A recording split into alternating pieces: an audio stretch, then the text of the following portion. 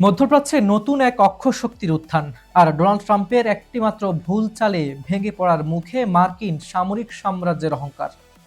পারস্য উপসাগরের নীল জলরাশি থেকে বাব আল মানদ্বীপ প্রণালী, পুরো অঞ্চল জুড়ে এখন কেবলই বারুদের কড়া গন্ধ। মার্কিন প্রশাসন হয়তো ভেবেছিল ইরানকে একঘরে করে একতরফা চাপ তৈরি করবে, কিন্তু পাশার দান হঠাৎ করে উল্টে গেছে।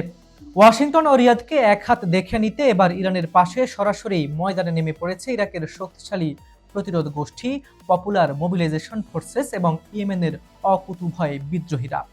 এক সময়ের একচ্ছত্র আধিপত্য দেখানো মার্কিন সেন্ট্রাল কমান্ড এখন মধ্যপ্রাচ্যে কার্যত কোণঠাসা এবং অসহায়।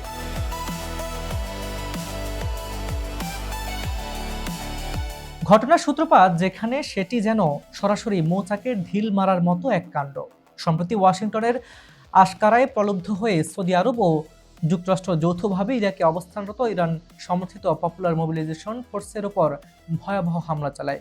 রিয়াদের দাবি ছিল তাদের তেল শোধনাগারে ইরাক থেকে আসা ড্রোন হামলার জবাব দিতে এই অপারেশন, কিন্তু এই এক হামলার প্রাণ হারায় অন্তত ২০ জন প্রতিরোধ যোদ্ধা এবং আহত হয় আরও ৩২ জন।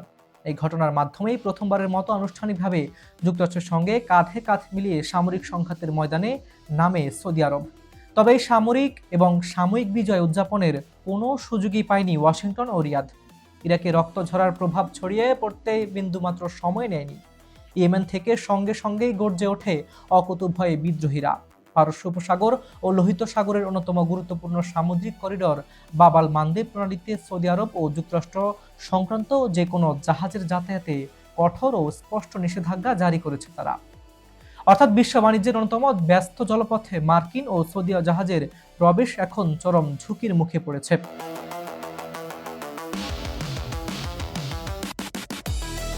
অন্যদিকে ইরানও কিন্তু এক চুল হাত গুটিয়ে বসে নেই। ভূমধ্যসাগরীয় বন্দর মিশরীয় দামিত্তায় আমেরিকান মালিকানাধীন এক বিশাল আকার গ্যাস সংরক্ষণ ট্যাঙ্কারে ড্রোন হামলার ঘটনা ঘটেছে, যার পেছনে ওয়াশিংটন সরাসরি তেহরানকে দায়ী করছে। শুধু তাই নয়, জর্ডানে অবস্থিত মার্কিন সামরিক ঘাঁটি লক্ষ্য করে দফায় দফায় শক্তিশালী ড্রোন ও মিসাইল হামলা চালিয়েছে ইরানের এলিট বাহিনী। হরমুজ প্রণালীতে একাধিক পশ্চিমা জাহাজে আঘাত হেনে পুরো সমুদ্র পথকে অবরুদ্ধ করে রাখা হয়েছে।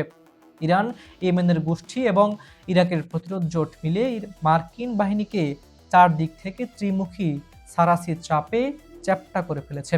তবে সবচেয়ে বিস্ফোরক খবর বের হয়ে এসেছে পেন্টাগনের ভেতর থেকে। মার্কিন সেন্টকম কি আদৌ কোনো পূর্ণাঙ্গ যুদ্ধ চালিয়ে নেওয়ার সামর্থ্য রাখে? ওয়াশিংটন ভিত্তিক প্রভাবশালী think tank centre for strategic and international strategy এর চাঞ্চল্যকর প্রতিবেদনে উঠে এসেছে এক করুণ সত্য।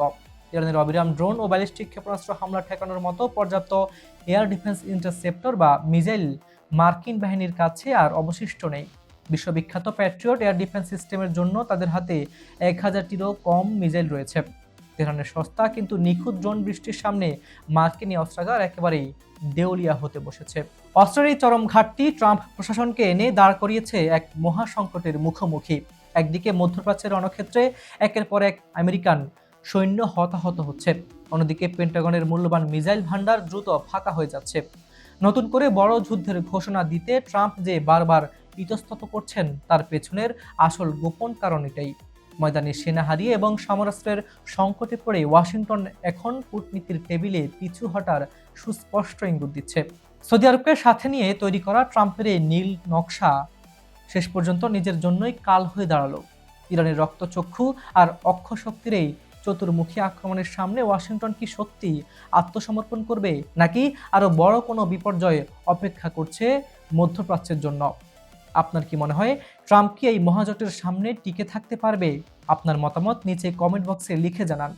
ভিডিওটি দ্রুত বন্ধুদের সাথে শেয়ার করুন এবং বিশ্বের গোপন সব খবর পেতে চ্যানেলটি এখনই সাবস্ক্রাইব করুন।